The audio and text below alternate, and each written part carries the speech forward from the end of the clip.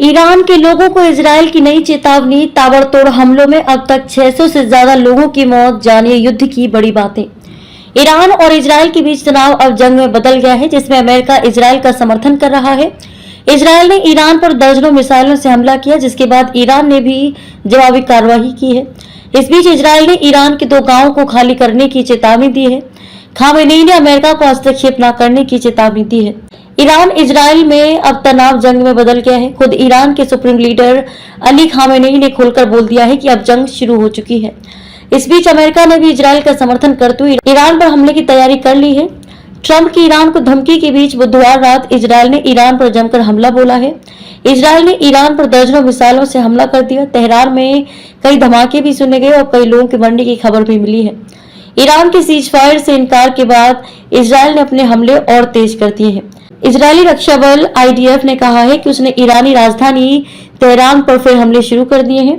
इसी के साथ इजरायल ने ईरान के 2 गांवों अराक और खुंदब के निवासियों को चेतावनी जारी की है। लोगों से कहा गया है कि दोनों जगह बड़े हमले होने वाले हैं और उससे पहले वो यहां से निकल जाए। उधर ईरान ने भी देर रात इजरायल पर ढेरों मिसाइलों से हमले किए, जिसके चलते पूरे इजरायल में सायरन बजने शुरू हो गए। हालांकि इजरायल ने कहा कि उसने ईरान की कई मिसाइलों और ड्रोन को मार गिराया है। इजरायल और ईरान की जंग के बीच गुरुवार को ईरान से सफलतापूर्वक निकाले गए 110 भारतीय नागरिकों को लेकर पहला विमान दिल्ली पहुंच गया। इस फ्लाइट में जम्मू कश्मीर के 90 छात्र शामिल थे। सभी भारतीय नागरिकों को इंडिगो की फ्लाइट 6E9487 से दिल्ली लाया गया। इससे पहले ईरान के सुप्रीम लीडर खामेनेई ने ट्रंप के आत्मसमर्पण के आह्वान को खारिज कर दिया और चेतावनी दी कि यदि अमेरिका ने ईरान इजरायल संघर्ष में हस्तक्षेप किया तो उसे बड़ा नुकसान होगा। आपको बता दें कि इजरायल और ईरान के बीच अब तक का सबसे बुरा संघर्ष उस समय शुरू हुआ।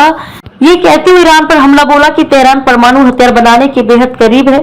इजरायल ने इस मिशन को ऑपरेशन राइजिंग लाइन नाम दिया। इजरायल ने ईरान पर कई बार हमले बोले और अब तक ईरान के 600 से ज्यादा लोग मारे जा चुके हैं। ऑपरेशन लॉन्च करने से पहले प्रधानमंत्री बेंजामिन नेतन्याहू ने कहा कि उन्होंने इसे परमाणु और बैलिस्टिक मिसाइल खतरों को भांपते हुए शुरू किया है। उन्होंने एक वीडियो जारी करते हुए कहा कि हम इन खतरों को दूर करने के लिए कदम दर कदम आगे बढ़ रहे हैं। दूसरी ओर ट्रंप भी अब इस जंग में कूदने की तैयारी में है। ट्रंप ने बुधवार को कहा कि वो कुछ बड़ा करने वाले हैं, जिससे ईरान को पछतावा होगा। दरअसल ट्रंप ने ईरान को बिना शर्त सरेंडर करने को कहा था। दूसरी ओर ट्रंप भी अब इस जंग में कूदने की तैयारी में है। ट्रंप ने बुधवार को कहा कि वो कुछ बड़ा करने वाले हैं, जिससे ईरान को पछतावा होगा। दरअसल ट्रंप ने ईरान को बिना शर्त सरेंडर को कहा है।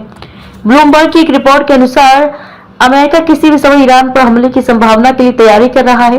उन्होंने कहा कि स्थिति अभी भी विकसित हो रही है और बदल सकती है। ब्लूमबर्ग के अनुसार कुछ लोगों ने इस हफ्ते के अंत में हमले की संभावित योजनाओं की ओर इशारा किया है।